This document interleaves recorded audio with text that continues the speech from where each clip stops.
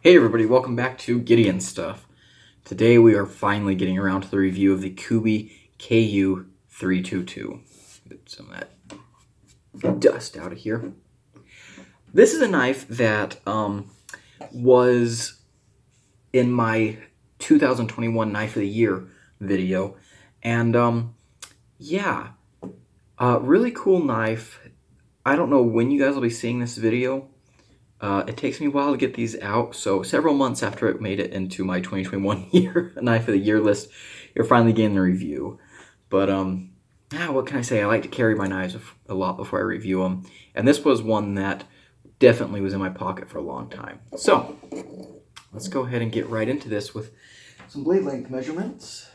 I'm going to do this with my calipers because of unfortunate circumstances. Okay, so I think that's about it. So we're going to call it 3.3 inches. I think that sounds about right. Okay, and you know what? Heck, we might as well do an overall length. What do you guys think? If my calipers don't go that far. Never mind. I lied. Okay, let's do our size comparisons. Here is the Rat 1. So what you can see here is that while the Rat 1 is longer, this knife has a lot more of a presence. And we'll be talking about that a lot in this review, how tall he is. And here's the Rat 2, which looks very tiny against this knife. The Kubey KU-322 is a knife that is a lot bigger than it looks in pictures. Like when I ordered this knife, I must say I did not expect it to be as big as it is. But I'm not complaining. Here it is against our Civivi Elementum and our Civivi Praxis. There we go. This guy out of here. Get this one out of here. Next, let's go ahead and grab our flagship comparisons. Here's the PM2. And here is the Bug Out. So yeah, full-size knife. And to close off here, let's compare it against two other knives. What do I have in my pocket today?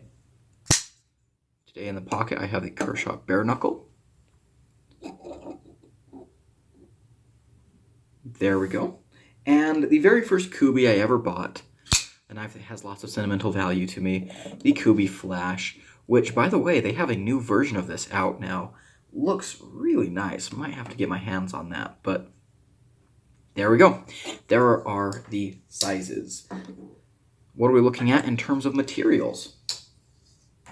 So we have a D2 blade, which is coated. That's nice.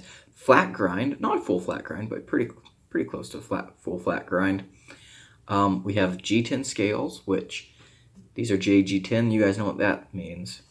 Yeah, I'm gonna dye these blue. I'm keeping this knife. Spoiler alert.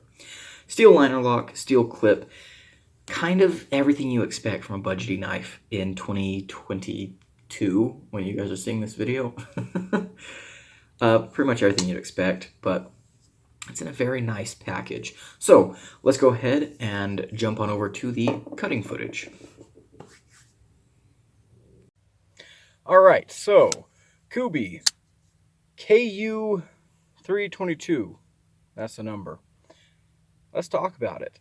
So, let's start off with the action, actually. Fantastic action. It drops very well. Very, very nice. You can thumb flick it. You can reverse flick it. And you can flip it. The detent is dialed perfectly for this knife. It's light enough for the hole to work for thumb or finger deployment. But they did something really smart with the flipper tab. They positioned it high above the pivot, and they gave you this nice little area that swoops in. The flipper is shaped really well. It's jimped very nicely. They did it perfectly. Every deployment method on this works exactly the way it should. Very, very nice. How does it carry? Well, you have a reversible clip, which is awesome. The clip itself isn't anything special, And as you can see, it's kind of a Civivi-esque clip. They have flat screws, but the clip itself is not recessed. In the pocket, as you can see there, step up here on the snowbank. As you can see there, it did not go all the way in. I have to push it again to make it go all the way down. And, you know, I don't like that. The clip isn't my favorite part of the knife, but it does work. It's got good spring and doesn't really bother me in the hand. Speaking of which, how are the ergos? Very nice. This is a very wide knife, so you have a lot to grab onto. This thumb wrap is excellent, good jimping. This choil here, I thought was going to be too small. Nope. I can get my finger in there. I can go to work. Speaking of which, let's go to work with it. So, let's go ahead and cut the wings off of this box. Awkward angle. See if you guys can see this.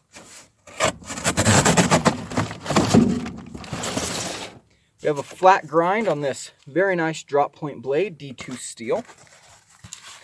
And it does slice very well if you stay in the cut. Oh my gosh, I keep sliding out my cuts, guys. There was a good one. There we go. I haven't had that much problem with this knife in actual use. But, yeah. We're going to stop there with the cardboard. Let's go ahead and go on to the rope cut. There we go. And now let's get the camera.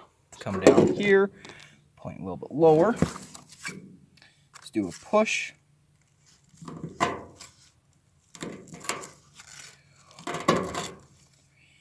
Okay, not bad. If you guys could even see that.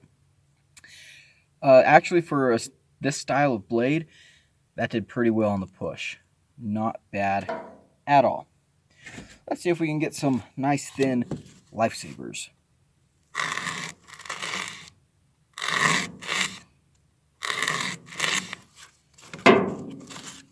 Yeah, that went through really nicely.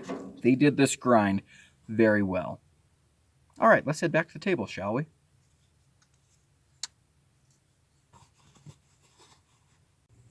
And we're back. So, Kubey KU-322. What am I liking? First of all, I do like the way this knife looks. As soon as this knife was released, I, like many other people, was like, that looks like a Koenig Arius. And it does. I don't think it's a copy of the Koenig.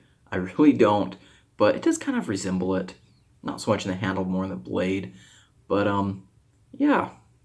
I think it's a good-looking knife, at least. It's eye-catching. I wouldn't say it's the most beautiful knife I've ever seen, because it's not. But I like the way it looks. It's a looker for sure. Next thing, let's just get this out of the way. The action. Out of the box is just stupidly good.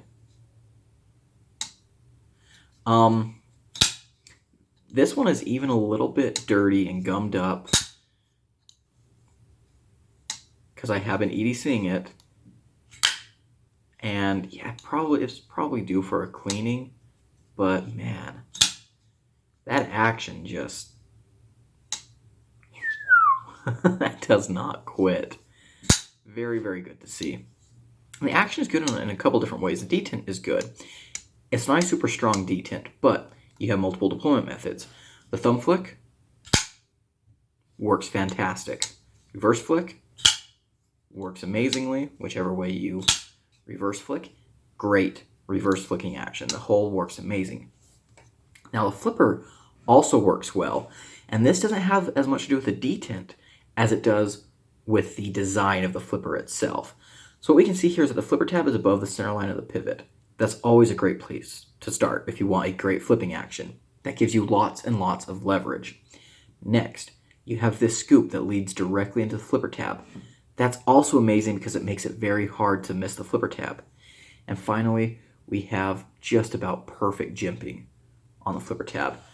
Put all that together, and you get a great flipper, even with a detent that's not what I would say is necessarily flipper friendly. But the way that they have this set up, Oh yeah, all the way, baby. So, action, absolutely excellent. Very, very good. Next, the ergos. Oh yeah. Oh yeah. As soon as I saw this knife, I knew that it was going to be comfortable. It's tall. Some people might not like that. It's tall. It's a little bit bulky. It's not the thickest thing ever. I mean, let's compare it against the Civivi Praxis I have right here.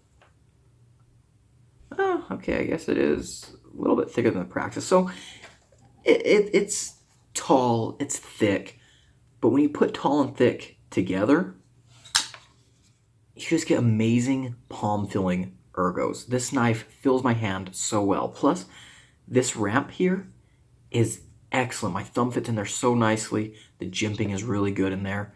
And this choil here, I thought this was going to be too small for a finger choil. No, I can actually use that. And it's pretty comfortable. So that's awesome. I like that a whole lot. The ergos on this knife are just very, very good. This is a knife that you can really sit down and work with for a long period of time.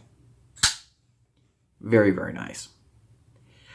Next thing, the hardware is good. We have T8s all over the place. Except, maybe I think the pivot might actually be a T10. I'll grab my drivers. Yeah, the pivot is a T10, I believe. The body screws are T8s. So yeah, that's awesome. Taking a page out of Civivi's book. Nothing wrong with that. Also, speaking of taking a page out of Civivi's book, the clip is a good clip. We'll talk about the clip later, but it is a good clip. It does carry the knife pretty well. I think this knife carries well. Like I said, I didn't think it was very thick. I guess it's a little bit thicker than I thought it was, but I think it carries fine. It's got a little bit of weight to it, but I don't really care about weight that much. If you do, that might be a problem for you. Next, the blade. This is a good blade. This is a very useful drop point shape. The D2, D2 is a steel that's not my favorite, but I don't really have any problems with D2, honestly, and especially when they coat it like this. I don't rust D2 that often, but I know a lot of people do, so the coating is definitely going to be appreciated. Access to the liner, very good as well. You do get a lanyard hole, but honestly, I think it's placed pretty well. It's right in line with the clip, so you don't get, the lanyard hole prioritized over the clip, like Metal Complex likes to say. But yeah, I do like the Kubey pivot. That's pretty cool. Nice branding there. Man, that action's just phenomenal. And it's going to get even better when I take this guy apart. Put some KPL in there. Yeah, this is going to be excellent. So yeah, that's everything I like. Oh, and by the way, it came from the factory, centered, everything tight, in place. It came from the factory. Very, very good. No complaints there. So, what am I not liking so much? The first thing I gotta talk about with my dislikes is another thing they copied from Civivi. Having one of the pocket clip screws be a body screw. And the screws on the clip are T6s. I don't like this. It's something that, for me at least, not always, but sometimes can lead to complications during a disassembly. And if you're flipping the clip over, I don't know, I don't like when one of the body screws is a clip screw. I really don't. I mean, I know for the companies it's efficient and saves time or whatever, but I don't know. I much prefer, like here, on Civivi Praxis, just have the clip and body screw separate. That's the way I would honestly prefer it, instead of the newer Civivi way or the Kubey way. And speaking of the pocket clip, the clip is an okay clip, probably a C. The tension is good and stuff. I like the length. In the hand, doesn't bother me at all, probably because this handle is so wide. But there's not a whole lot of room in there. And so if this is the clip that Kubey's using on a bunch of different knives, I can definitely see that this is going to be a problem. On this knife, I definitely found that sometimes my pant material would bunch up in here, and that's just not ideal. And second thing, I wish that the clip was recessed. I mean, I'm glad that they have flat screws, but does it really take that much to just recess it into the scale? I don't know.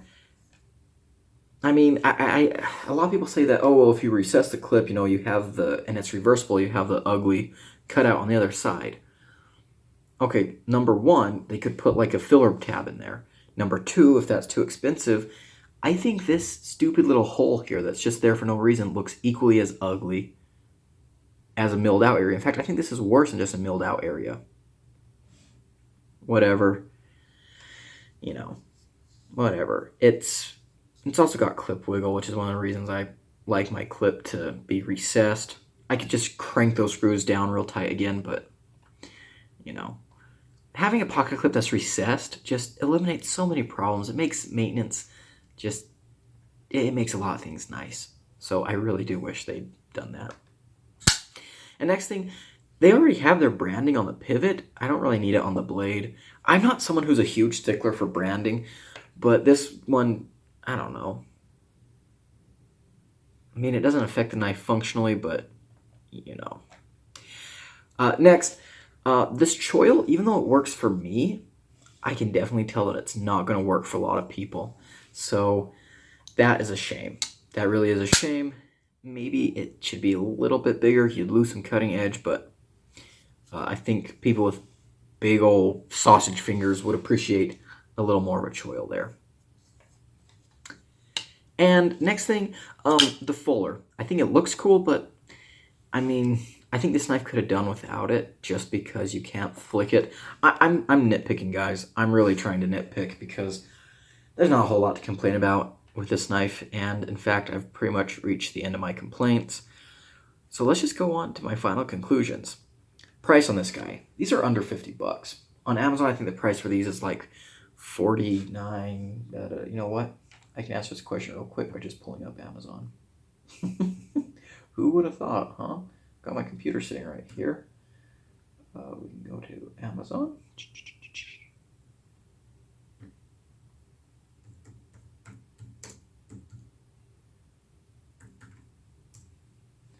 It is going for,